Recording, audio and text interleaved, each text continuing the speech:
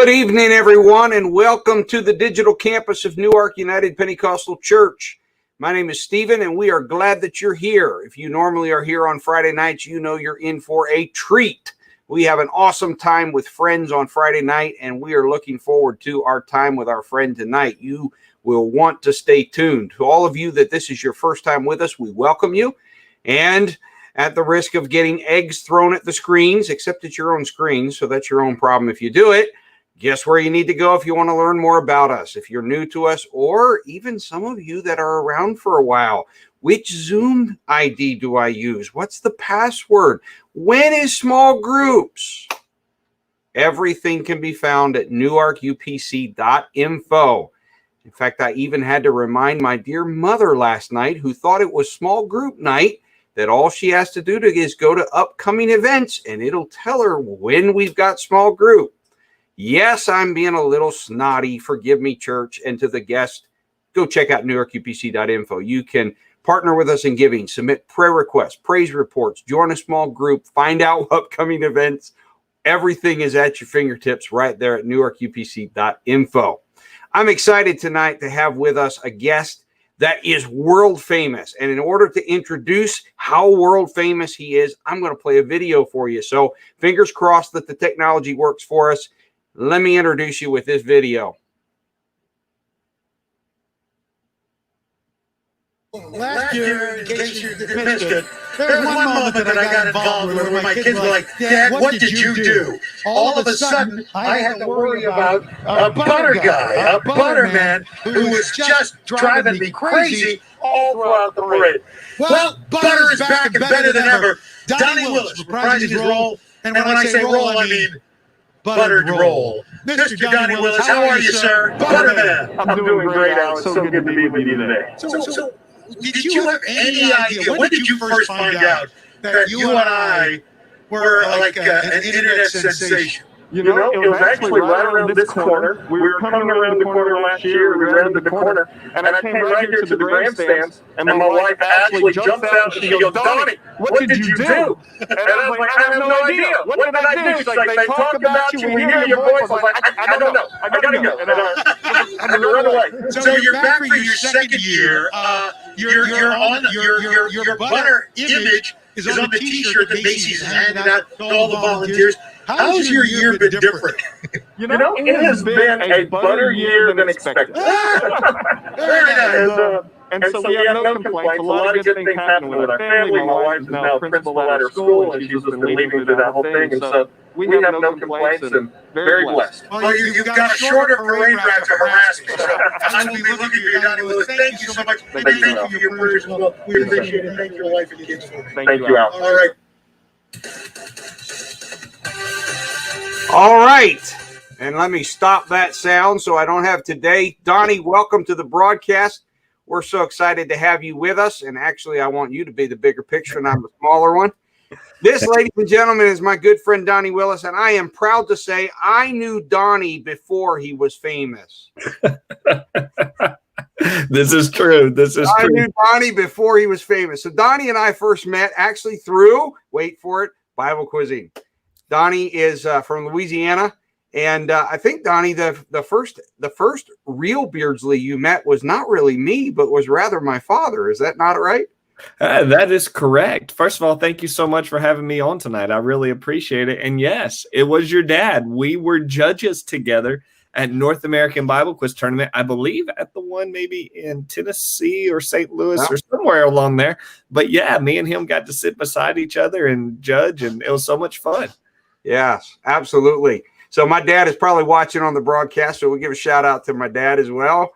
Hey. And so Donny, you pastor in New York City, but as I already mentioned, and obviously you have gotten kind of famous there as the Butter Man, and we'll share a little bit later. Donny's actually written a book about it called Good Butter Best. So get ready for the puns. My family, Donny, right now, I am sure upstairs in the living room is cracking puns right and left about, how I don't even want to go there. They're just horrible that way. So anyway, I'm sure they will enjoy that. But we'll share that a little bit later. But you now pastor in New York City, but you are not originally from the Northeast. You are not originally from New York City. Where are you originally from? Yeah, I'm actually from a little town called Moss Bluff, which is right outside of Lake Charles, Louisiana. So I grew up in the state of Louisiana, and I went to college in Texas. And upon graduation, I went back to Louisiana, and I was youth pastor there. Not in Moss Bluff. I ended up in Moss Bluff right before I ended up in New York. But yeah, so mainly my life stomping grounds is Louisiana and Texas. And this is a place known for skyscrapers and lots of people, right? How about everything under sea level? Yeah. So Moss Bluff, how many people live in that town? Oh, there's probably, if you take Moss Bluff and the surrounding areas, I'd say you've got somewhere in between 20 to 30,000. I think. Maybe I might be right. I might be wrong. I might be less than that. It's been 4 years. I don't remember. So terrible. It's a bustling metropolis as compared to New York City. Huh? Yes. Oh my goodness. Actually, it's so crazy. I grew up on a dirt road in Moss Bluff. It was actually outside the city limits of Moss Bluff. Actually, Moss Bluff is not a city. Let's get Moss Bluff is not a city. It is like a community in Lake Charles. But yeah, so I grew up on a dirt road out there, and we went back for Christmas, and they have like 2 grocery stores now. I was like, oh wow, all right, moving up. Coming up. All right. Yes. So now, where did you meet your wife? Because I want to bring her into this story too before we move forward into New York City. Yeah, I met her in Texas in college. She was a senior, and I was a junior at the time, and so we met just a few months before she graduated, and really hit it off, and we were married a couple years later. All right. So she's originally from Texas? She is, yes. All right. She's a Texan, and I'm a Cajun. All right. So how many years then after you married were you in Louisiana? We were in Louisiana for 2, 4, 5, for about 8 years. Okay. And during that time, what did life look like? You mentioned you were a youth pastor. Yeah. What else was life? I know that it held several kids in store for you and so forth. So talk a little bit about that context, that background. Yeah. So whenever we graduated from Texas Bible College, we ended up in a town called Wisner, 900 people. I do remember how many people lived there. 900 people. But right before that, whenever I was in college, I was a junior or senior. I felt a very strong call from God to go to New York to be a church planter, at which I was like, okay, God, whatever, that's great. And so I thought right after I left Bible college that, oh man, I was going to be in New York. And the only door. So your call to New York started all the way back in college. Yes, sir. And it started 8 years before you actually got to New York City. Yes, sir. All right. And if you add those years, it's really 10. It was right at a decade. Is in 2008, and so I felt like God called me to New York City way back then. So I just thought, oh man, He's going to open up all the doors, and we're just going to walk through the doors, and we're going to be in New York. Well, the only opportunity that I had out of college was in the town of Wisner, and it was in Louisiana, northeast corner, 900 people population, and I was like, long way from New York. But something just kind of clicked in my mind that said, well, you're here. Love these incredible people because they are incredible. Learn as much as you can. And there's a phrase, it's not original with us, but it's one we love in our family, just simply bloom where you're planted. And we did, and God blessed us and gave us strength. And right after that, we had an opportunity to be youth pastors of a church in Thibodaux, which was much larger. I think the church was as large as the town of Wisner. And we got to be youth pastors there, and we learned another aspect of it. It was like a personal yet professional environment. Mm-hmm. Wisner was very personal. It was, hey, let's go sit on the porch and drink coffee. Thibodaux was staff meetings. Stephen, I never sat in a staff meeting in my life. I didn't know what a staff meeting was. They're like, hey, we're going to have a meeting. I'm like, okay, meetings, great. And we did that for about 2.5 years. And then I was asked to be assistant pastor in Moss Bluff at home my home church. And so we did. We went and helped there, and we served there for about 4 years. And it was kind of like one of those things where, all right, this dream, this idea of New York has been dry docked in my mind for a while. It's either high to launch or retire the dream. It's like, got to do something with it because it can't just keep sitting in my mind. So we made the decision to move forward with it. We were going to go through the Metro Missions program, and we were going to deputize, and we were going to raise a bunch of money, and we were going to come, and we were going to just be Metro missionaries in Queens, actually. And just a few months before we would start our deputation, we received a phone call about moving here in the next 2 months.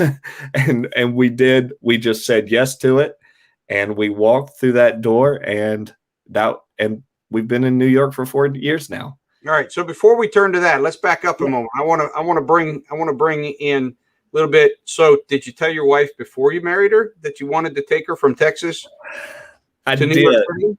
I did. She never believed me. She's like, yeah, okay, Donnie. Yeah, all right. Yeah, okay, whatever. It's like, yeah, you and your crazy ideas, because I do. I have crazy ideas all the time. I was like, no, this one's gonna stick. She's like, so whenever I came in the door, like being in the Macy's Day Parade, is that another one of those crazy ideas? yes, like messing with Al Roker and being a butter man. It wasn't like you could be a superhero, dude. You were a stick of butter. A stick of butter. Hey, let's pause there for a minute. Did you pick that costume, or did they assign it? No, I did not. But, well, you know what? Yes, I did. No, I did not. I actually picked the toast. You picked the toast? Yes. That would have been even worse. Because you've got butter, toast, and eggs in this group. It's called the Breakfast Clowns. And I picked the toast. And a friend of mine picked the butter. And we both were butter. Oh, that's hilarious. So yeah. No, man, I had like the toast jokes ready. I was gonna like squat down, and then I was just gonna like jump out at the crowd and be like, in like bread, out like toast. Oh, there we go. It sure is toasty for winter, isn't it? Yeah. Well, you've had to pivot over to the butter. That's I've for had sure. to pivot to. What kind of book would you have written if it had been toast? I mean, Oh my goodness, would toast have trended? I mean, it's toast. I know exactly. You'd have been toast. You'd have been toast. That's that. Okay, so you told her, but she doesn't really believe you. She's like, okay, yes. This is Donnie, the dreamer, the entrepreneur. I'm not going to worry about it. All right. So you talk about going to Moss Bluff. Now you're assistant pastor, which, by the way, I think that's the time frame where you would have served with my dad. That's the time where we were unwise enough to go south and win the Southeast Regional Bible Quiz Extravaganza. I remember that. Yeah, I'm sure you did. Most of my dear Southern brothers and sisters had to pray and repent a whole lot because I think they thought bad things about us. I think I was the judge during that final quiz. Were you? I think I was. Yeah. Yeah. Vincent got hot, and boy, we rolled through them like butter. Let's just put it that way. I remember it. It was a hot knife through butter on that extravaganza. So you're home in Moss Bluff. You've served now. This is the third church that you've served in. 2 youth pastors, assistant pastor. This dream is there. Yeah. What was the conversation like when you come to your wife and go, okay, we're actually doing this? Yeah. So the man who actually started the church that I pastor, we just launched our first daughter work in Manhattan, but the church that I pastor was Westchester Church. And he called me on a Sunday afternoon and said, hey. Are we allowed to name him on the broadcast? Sure, Steve Smith. I know Steve. Steve's actually been in our church, come down to UGST classes. And he was actually just with us 2 weeks ago for our building dedication. I saw that. In fact, I still have to pray and repent because I feel like Steve has abandoned the Northeast, and I just have hard feelings towards Steve about this. But well, people in Louisiana have learned how to repent over that extravaganza. Yes, so I know. If you need any tips on repentance and forgiveness, go ask them. I know. I just need to call Nisha and she'll help me out. That's what I need to do. Anyway, all right. So Steve Smith calls you. Yep. Steve Smith called me and said, "Hey, I'm resigning. I think you would be a great pastor for this for this church. I know you're already going to do Metro Missions. What do you think? And I said, well, number one, thank you for the offer and the opportunity. But number two, I need to pray about it. I need to spend some time in prayer and just see what God's saying. Took a deep breath and hung up the phone. I get home, I walk in the door, and I just kind of have that look, like something's about to change. And my wife sees it, and her immediate words right out of her mouth was, our timeline, because she's on a 2-year timeline of deputation. That's what she's mentally prepared for. All right, but back up. Before that, when you first tell her, we're going to go Metro Missions, we're going to go to New York City, what was that conversation like before the speed up? Yeah. So this thing that's a dream, this thing that's not, Donnie's just talking. Yeah. Suddenly becomes a reality. What was that like for her? She, you know what? She rolled with it. I've got to give her credit. She rolled with it. She started getting on Pinterest and seeing how cool people, because it was going to be 2 years of travel. And she started seeing like on Pinterest how people turn these vans into living quarters and how people go to different parks and they stay at parks and it's cool. And no, she's a teacher. So she's like, we're going to homeschool our kids or everything. And so she's like loving this idea now. Like, okay, she's got on board and she's ready to go. And then you walk in and you got this goofy look on your face. Yes. And she's like, our timeline just got moved up 2 years, didn't it? And that was exactly what she said. Our timeline just got moved up. And I was like, well, yeah, because she saw the text message from Steve Smith that said, hey, call me. She looked down at my phone and saw it because we were at the table together. And now, he was Metro Missions director at the time, wasn't he? Yes, right. He was. Okay, so he'd have had a normal contact with you because you're going into Metro Missions, but all right. Yes. And so I just said, well, and I'm trying to like tamper this down a little bit. I'm like, well, I did say we're going to pray about it. We're going to spend some time fasting. And I asked for a couple of days before a response. And she gets like this puzzled look on her face and goes, Donnie, you've been praying for 10 years. I was like, we have. And she's like, if you didn't get an answer in 10 years, what are we doing? God love our wives, right? Sometimes they cut through our foolishness. I was like, I was like, well, I need to call this person and I need to talk to this person and I need to like get confirmation and verification. And she's like, you've already talked to all those people. It's like, I seem to remember a phone call with you about it. Somewhere in there, I got a phone call from you asking about the Northeast. I did. Yeah, I did as much research as I possibly could because you don't want to make a life-changing decision without doing as much research as possible. Do your homework.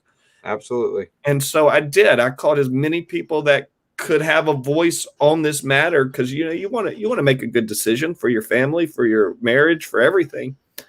And so it was like, I don't know, 10, 15 minutes later, and I called Steve back and I was like, we'll be there.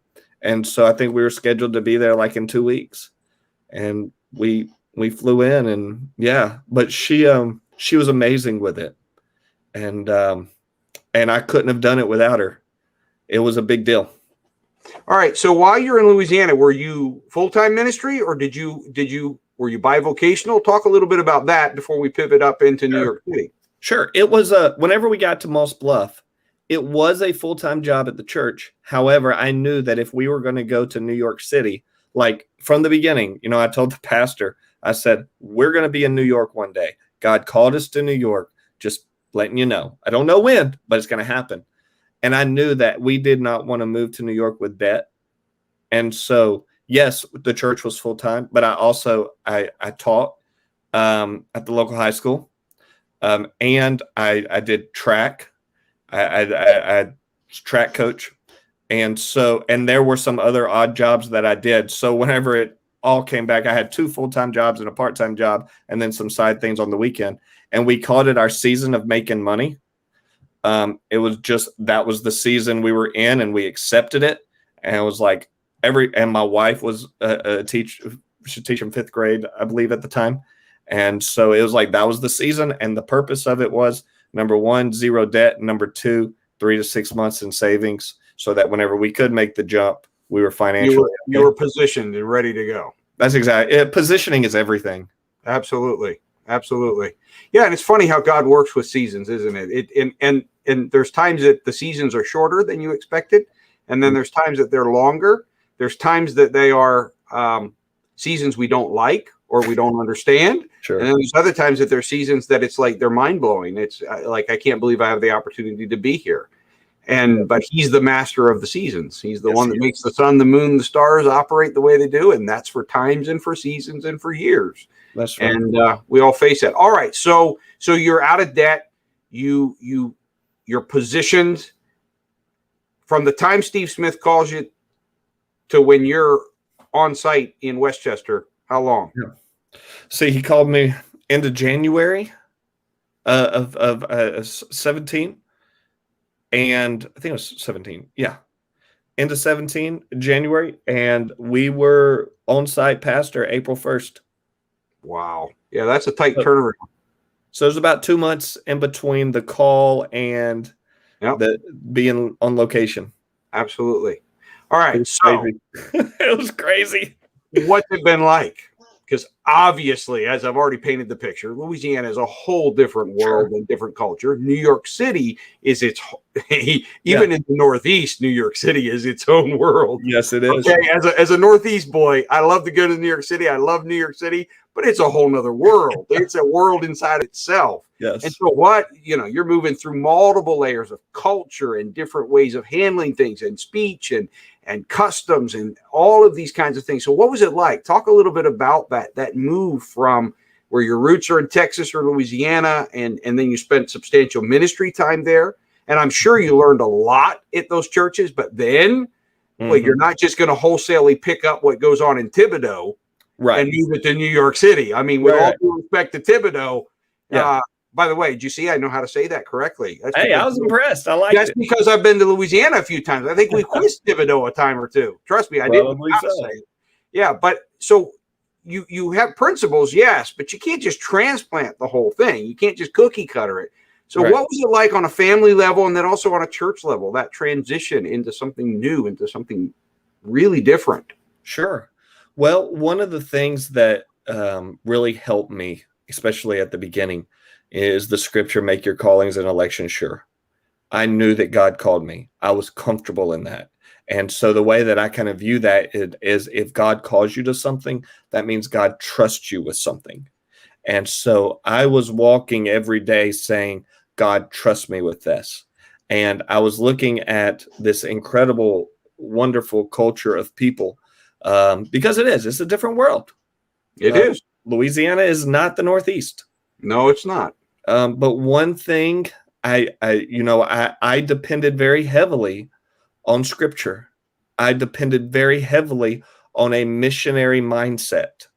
I was not. That's an excellent point. I think we would do much better all across North America if we realized that even though on the surface it looks like because we speak one language or that we're one, no, there are multiple. Mm-hmm. There are multiple cultures being reached, and if we went in like missionaries do, they're forced because the dress is different, the language is different, maybe the skin color is different, maybe the food is different, all these kinds of things. Well, almost all of that is true as well if you stop long enough and realize as you move across North America. It's a great point, Donnie. Yes, sir. One of the things that really guided me was whenever you get through in the book of Galatians, whenever it talks about the fruit of the Spirit, and you get through the fruit of the Spirit, at the very end, it says, against such there is no law. And that was an anchor for me. It's like, you know what? You can love people in Louisiana and you can love people in New York, and they're going to know that they're loved. Absolutely. And you can have joy in Louisiana and you can have joy in New York, and that can bleed through any culture. And so if you can become the full embodiment and produce the fruit of the Spirit in your life, it can enter into any culture. And that was kind of the mindset that I had. It's like, love people, bring joy, exhibit peace. And it really, God can take a boy from the gravel roads of Louisiana and put him anywhere. And that was really one of the things that really helped me. I was sure of my calling, and I knew that the fruit of the Spirit could work anywhere. And that was something that really helped me mentally. Did you expect the joy to take you to the Today Show? No. No. Oh my goodness. That's a while. All right, so let's park there for just a moment before we go on. So obviously that was probably close to 3 years ago, right? 17, 8, was it 2019? Yeah, 29. I'm sorry, my dates are like so jumbled. It's got to be 2019 and 2020, right? So yeah, 2019 was the I'm sure it started a little sooner. So how did you end up with the Macy's Day Parade? What? Yeah. You know, you're in New York City, you're pastoring a church, probably not even quite 2 years, and you're going to go be in the Macy's Day Parade. Tell us the backstory of this. There was a family that walked into our church. They had lived in the city, and then they were looking for a church. Found us online, gave us a shot, moved to Westchester, and we're close to our church. And and she worked for Macy's very, very high. Actually, she ran the parade. Okay. And just wonderful people, turned great friends of ours, and offered to serve. Hey, you need anything for the parade, whatever. I'm sure you've got the entire Manhattan Island at your disposal that you can use, and she does. But if you need an extra hand, let me know. And through a crazy sorts of things, I had a friend that wanted to be in the parade, and I went and I told her, I said, hey, look, I have a friend that actually wants to be in the parade, and feel free to say no to that. I just thought I'd throw it out there. It's like, please say no. And and she was like, oh no, that'd be wonderful. And you too. I was like, no. I'm asking for a friend. I will drive your golf cart. I will pick up trash along the street. I don't necessarily want to be in the parade. Oh no, it only works as if you're in it. And so show up, get the cut, and I'm thinking I'm toast like the whole time. I was like, yeah, I'll be toast. And I was butter. so whenever we get to that and you can stop me anytime you want to. No, keep going. So that morning I tell Ashley, we're not telling anybody about this.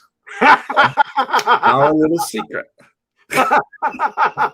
And God laughed, right? Yeah, exactly. God went, ha ha ha. Yeah. It's like, yeah, and Sarah laughed and I gave her a baby. So it's a little secret. You're not going to tell anybody about it. So you weren't going to use this to kind of go for ordination with the UPCI. You weren't going to try to run for general superintendent on the basis that you were in the Macy's Day Parade. Oh yeah. It's like, I mean, who doesn't want a stick of butter representing them? Come on. Okay, so back up for a minute. I heard you in some kind of interview that did you have to go to clown school? I did. So Clown University is a thing that they do for all of the clowns that are there. There's hundreds of clowns in the parade. You don't really see them on the screen because the clowns are more for the crowd that's actually there. Everything you see on the screen is for the people at home. So all the big balloons and floats and all of that, that's what the TV are showing to people at home. Exactly. But then for the crowd that's there to actually participate and see the parade, there's all of these characters that are actually they're training them as clowns. Absolutely. So like the breakfast clown group, I think there was like 4 butters, 4 eggs, and 4 toast. And then there's the sweets group where it's cupcakes and I don't know, whatever else. But yeah, there's all of these different groups. They have so much stuff going on. It's insane the number of volunteers it takes. It literally shuts down Manhattan. But so yeah, they bring everybody in October, a month before, and you go through clown training. Clown training is intense, but it was a lot of fun. And some of the things that they talk about is like energy, making sure you know how to have a lot of energy. Because if you're on that like on the fence line and you're talking to somebody, don't be screaming in their face. And that like the energy levels 1 to 10, 1's high, low energy, 10's high energy. But if you're in the middle of the street, give it everything you got. Right. And so they really did that. And they talked a lot about cheering each other on. That was a big deal. You need cheerleaders. The people around you need cheerleaders because sometimes, I mean, you do look a little goofy. And really? So you need, I hadn't noticed. I thought you looked totally natural there, Donnie. You know? What's scary is there's some truth to that. I thought you looked good with a pat of butter on your head. Just a pat. Just a pat. All right. So set us up for how this thing with Roker go down. What happened here? Oh my goodness. So you're working the crowd. I am working the riding crowd. A moped doing his broadcast. He's working the crowd. Yeah, he's working the crowd. I'm working the crowd. I've got them going, man. I'd go to like sections because it's in different sections with bleachers, and I'd go up to one section and I'd get them chanting butter, butter, butter, and so you've got like hundreds of people like chanting butter. Yep. Screaming butter, and so I come around the thing, and somebody who's with Roker, one of his entourage, because it's like 15 people with him, they say butter, come see. So I just kind of so they called you over. Oh, they did. The first time they called me over because he wanted to drop some butter jokes on me. Ah, okay. And so he does the butter joke, and I'm just supposed to exit the scene, but I really didn't. I just kind of threw my arms out and said, "Have a happy butter Thanksgiving." And that's whenever he shoved me away.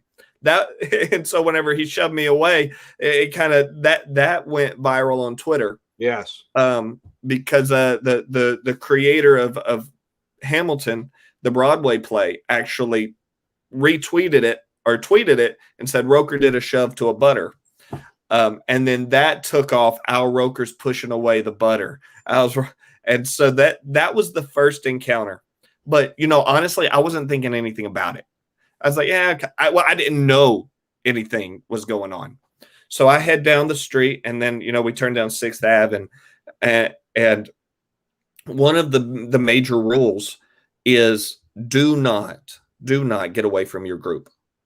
Stay with your group. So you're all in a cadre. So butter and toast and eggs are all kind of interacting. We're there together, out, but you're still as a unit.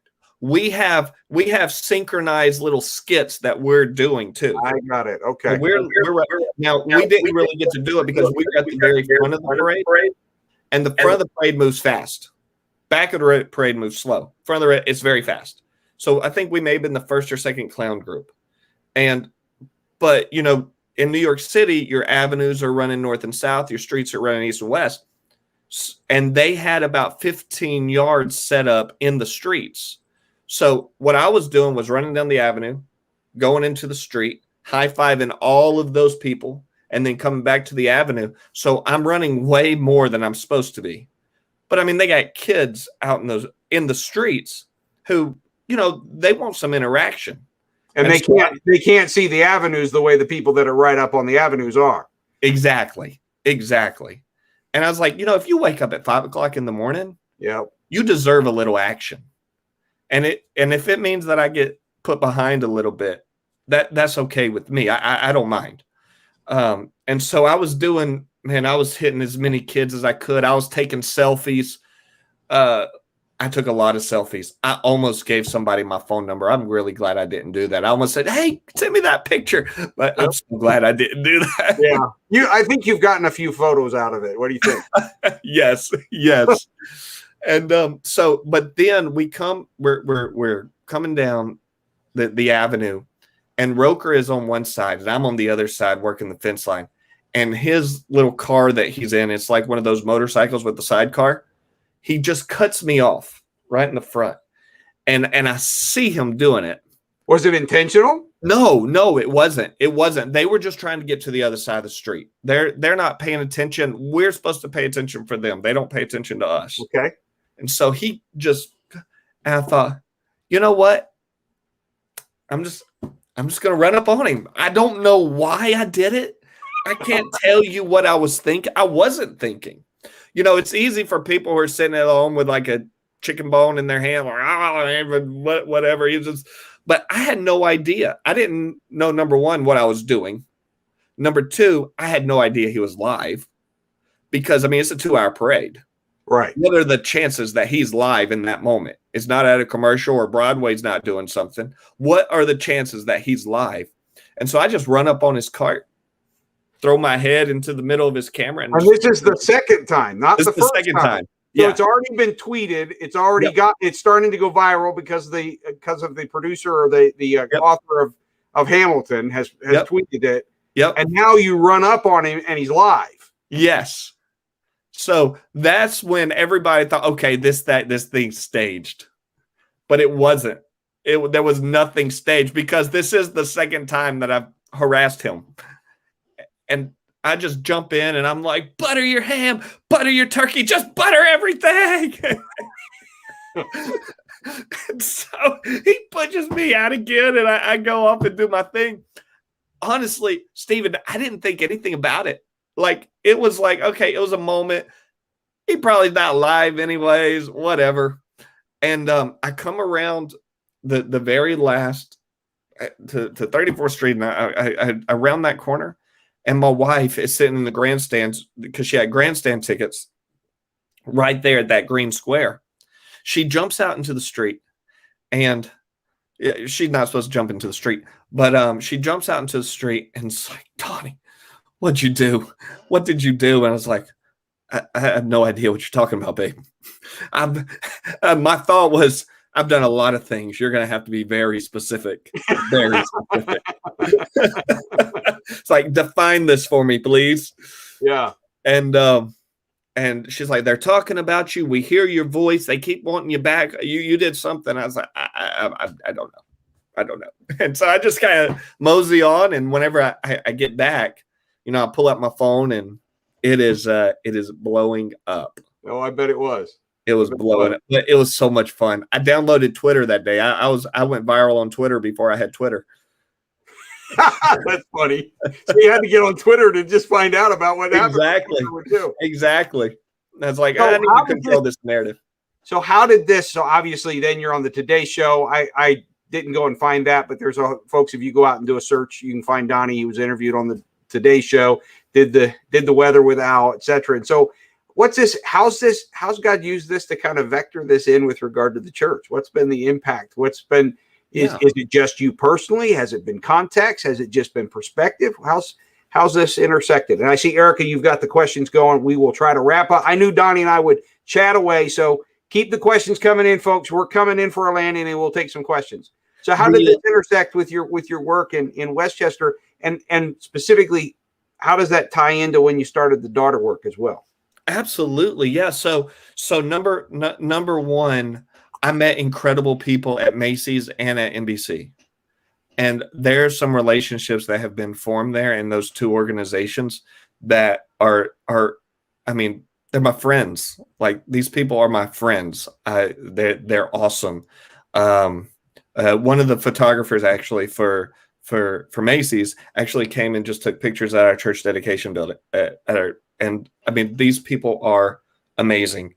And then, like, there's been a couple of other. You mean the starting place of the gospel is to first be friendly?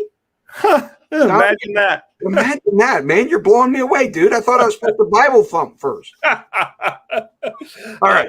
Enough of my soapbox. You go on. All right. So you've made friends there. All right. Made a lot of friends, made a lot of connections.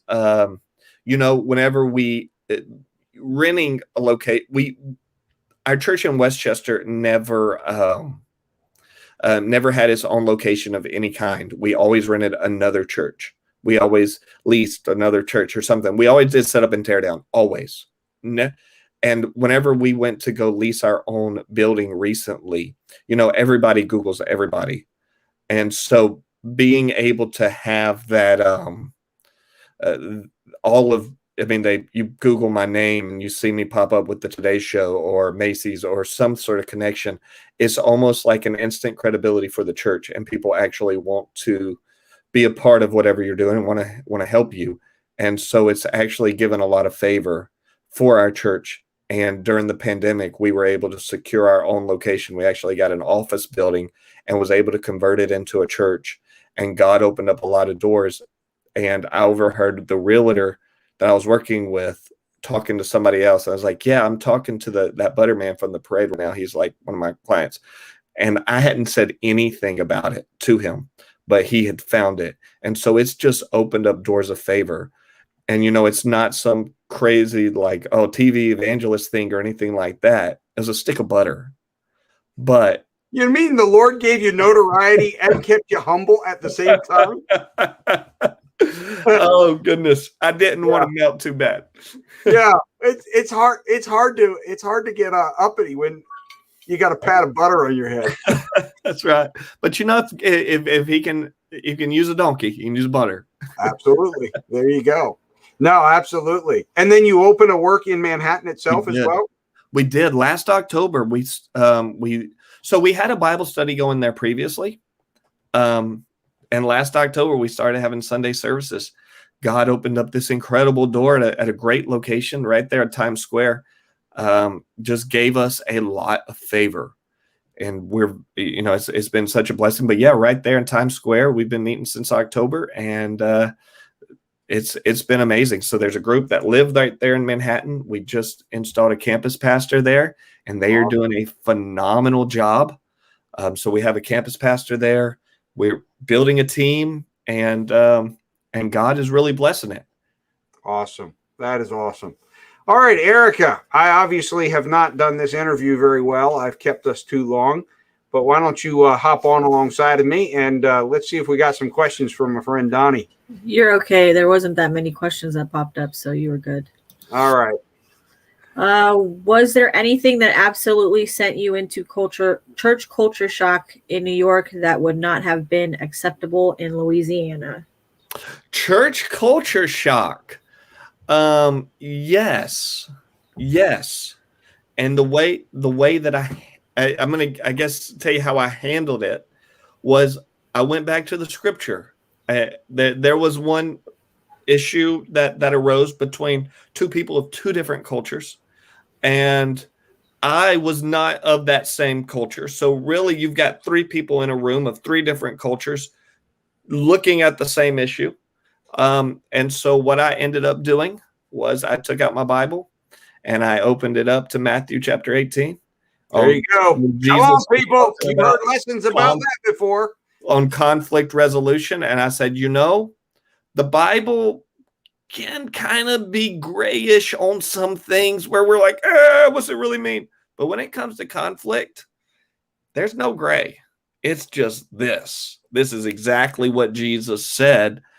And so it's amazing how scripture and Jesus, whenever you look at what Jesus said, how it can transcend any culture. And so the way that I handled any cultural shock was say, the kingdom culture is just greater than any culture that we have.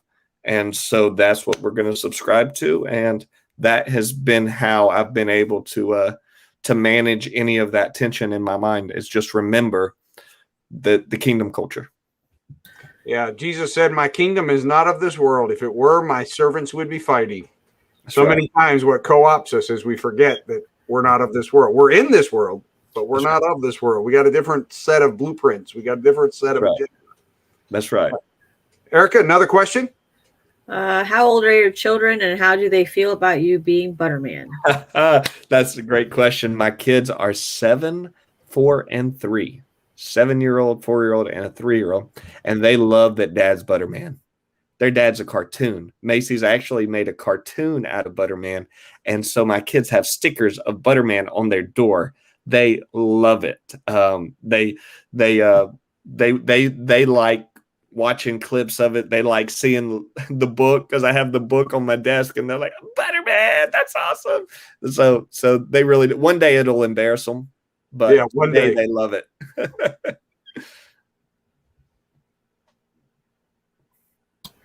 Do you use margarine or butter on your toast? You knew my wife was going to strike, didn't you, Donnie? There it is. I didn't even have to look and see the name. See, she wants to be a cartoon character too. Do you see the picture there? She's trying to be a cartoon character too, but I don't think she's as cool as the Butterman. But anyway, hey, there ain't nothing like the real thing. So there's butter the answer. It's butter. That's so awesome. Will Will I you be in the parade? Will I Go be ahead. in the parade again? I don't know, and that's an honest question or an answer. I do not know if I will be in the parade again. There's a possibility. There's a possibility I won't, and just I don't know. It's a great question. Time will tell. Do you have any specific stories of how your butter image led somebody to the Lord? Do I have any specific tours? You know what? Not to go into specific details, I'm going to say yes, but I'm going to leave out the details. I'll send you my cell phone number and we'll talk about it. All right. That sounds like a plan. Is that fair? That's fair. You don't even have to send it to him. I'll share it to him tonight when I walk upstairs, Donnie. So that's not a problem. Because that's actually my son, as you can tell. So it's a great question. Yep. And that's all we have so far. All right. So Erica, pop up the link for folks. And I wanted to save this if we had time. So as we have time, you wrote a book out of this too. Yes. So what's the premise of the book? Sure. The premise of the book, the name of the book is called Good Butter Best. Good Butter Best. And the premise of the book is I ask the question, do dreams just naturally come true, or can we make it happen? Is there like a scientific process to make dreams come true? And I kind of go through what I really searched out on my own as what I call the growth cycle of the dream. From an idea, because we all have ideas. You have an idea. We have an idea. Everybody listening to this has an idea. But how does that idea actually become a reality? How does one go from, man, I think I want to pastor in New York, to, wow, I'm a pastor in New York. Wow, I started out working in New York. How does that happen? And like I said, I call it the growth cycle of a dream. And I'll give you it real quick. You have a thought, and from that thought, you make a decision. You have to decide whether you actually want to do this or not. Is this a thought that you want lodged in your head? And then there's a belief. You got to believe in it. If you don't believe in it, if you don't own it, it's not going to happen. And no one else is going to believe in it, in your thought, if you don't believe in it. Belief is huge. And your belief will cause you into action, where you actually start taking steps, because thoughts are not enough. Decisions are not enough. Beliefs are not enough. James said it. Show me you believe by what you do. Exactly. And your actions will ultimately become your new reality. And it's not rocket science. It's very simple. And really, I want this book, for whenever people read it, to be able to be a guide for their own lives, and where they can say, you know what? I can do this. I can do this. It's not as hard as I thought it was. This is easy. We can make our dreams come true. And so that's really what I hope. And there's a lot of, I believe there's a lot of substance in the book. One funny story about the book, I was at a writers conference in North Carolina this past week. And, they were selling the book. They promoted it. And that was very gracious. And a lady comes and finds me on the last day and goes, she's waving the book at me, and she said, "Did you write this?" It's like, I did. It's like, maybe I shouldn't have, with the way you're coming at me. And she goes, "This is false advertisement." I was like, "Oh, please." I was like, "I pastor in New York. I hear blunt criticism all the time. Lay it on me." And she goes, "This cover is very shallow." Said, "But the content is very deep." And she's like, "You needed a deeper cover." And I was like, well, take it up with my publisher. Yeah, exactly. But I hope it helps somebody. I really do hope that the book makes somebody's life just a little bit better. And there it is. I was waiting for it. Hey, I have found the most serious topics need a little extra ingredient. So why not butter? Why not butter? Yeah, why not butter? Eric, I think another question popped in. Are you still involved in Bible quizzing? I currently am not. However, I do have a 7-year-old who is a brainiac. And so I may need some assistance on when is too early to Bible quiz or not too early to Bible quiz, because he's very he's he's 7, he's in first grade, he's reading chapter books right now. He's not just reading, he's comprehending what he's reading. Mm-hmm. And I don't know whether to get him involved next year or not, honestly, but it is close in the future. I feel it. Our personal opinion is give them 2 to 3 years in juniors, because you don't want them burn out for seniors, because seniors is where the rubber meets the road. Yes.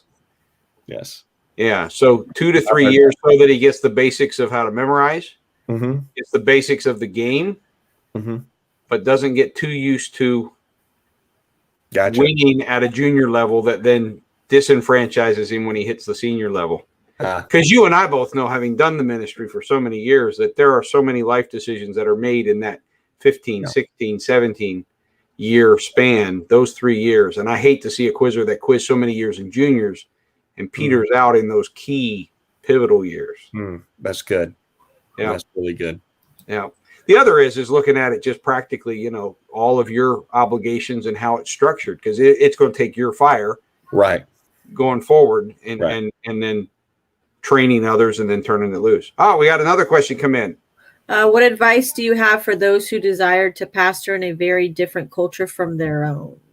Sure. Number one, make sure that God's calling you to it. That's the big thing. Make sure God's calling you. If you feel like God is calling you to it, then number two, you need to figure out what that looks in practical terms and do your homework. Is this culture going to require me to learn a new language? Is this culture going to require me to move from where I'm at? Do your homework. Don't go in blinded. Talk to as many people as you can. I spent 10 years doing research on church planning. I spent 10 years making connections of everybody that I could in the Northeast that I could think about. I was chasing people down. I was calling random people who had never. So you mean you didn't just befriend Dad and I because you thought we were cool? Donny, I feel used. You're welcome. That was a God thing. Whenever I learned that me and your dad would be there together, and then I learned he was in the Northeast, I was like constantly, so what do you think about this? But you were. I was like peppering him. I was like praying for somebody to call a timeout so I could talk about New York. Like, hey, let's talk about New York. Let's talk about this. And but yeah, he didn't have anything to say, did he? He didn't have anything to tell you, did he? And then I was like, hey, let's go eat pizza. And so I took him to a pizza place. I was like, let's talk about this. This is where I'm at. Do you have any advice? So I would say find somebody who's already doing it, somebody who's already in that different culture that you have a passion for. And there's a great chance that if they're a good leader, they are going to want to pour into you because you have that desire. And whenever they do, be an open book. Write everything down that they say. Remember everything that they say. Research everything that you can. And just give it everything you got. Do as much research and homework as possible. Whenever you walk in, you're ready to roll. It's good advice. Yep, it's good advice. Good advice. All right, folks. Well, we are coming towards the top of the hour. Donny, I so appreciate you spending time with us tonight. And we're, if I can say it this way, we're very proud of you and proud to know you. And I am glad that I can claim to know you before you were famous. Remember us little peons as you come into your glory. Although I'm not sure how much glory Butter's going to take you to. But anyway, remember us little peons when you come into your kingdom. But we're proud of you and Ashley and your beautiful family. Your kids are cute as buttons, man. They are just so adorable. And we're just proud of everything. And obviously, New York City needs so many more churches. Yes, it does. So our prayer is that God will continue to multiply your influence, your connections, your relationships. And this has been a lot of fun. And folks, as I mentioned at the top of the hour, you can find out more about us at newyorkupc.info. We are currently not on our physical campus due to first COVID, and then we had damage to our property. And so our sanctuary is literally being completely renovated. So we will come back to a brand new sanctuary. You don't want to miss the broadcast. Sunday, August. No, I'm blanking. All right. Dead air time. Sunday, August. You said 28th, right? No, it would be the 27th. You don't want to miss the Sunday, August 27th, because I am 99.9% sure I will bite the bullet and tell you exactly when we're coming back to our campus. So you don't want to miss that announcement. Tune into that. But until then, we broadcast 6 nights a week, Tuesday through Sunday, 7 o'clock every single night. And we encourage you to come and be with us. And Donnie, thank you for spending time with us tonight. It's been exciting. It's been a joy. And I will admit that when I forget how I saw it or where I ran into it, but my first instinct when I saw the reports and everything, I went, I know that guy. And I'm like, yes. What a nut. He's only been a few years, and now he's in the Macy's Day Parade, and he's already famous, and he's running into Al Roker. So I was very excited for you. And so it's great. And I'm looking forward to spending some time with you, man. The COVID come rolling in, and I want to spend some time with you.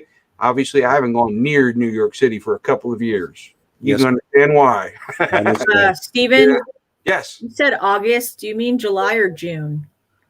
Did I say August? Yeah, you did. Either August or July. Okay, let me be clear. The broadcast you do not want to miss is June 27th.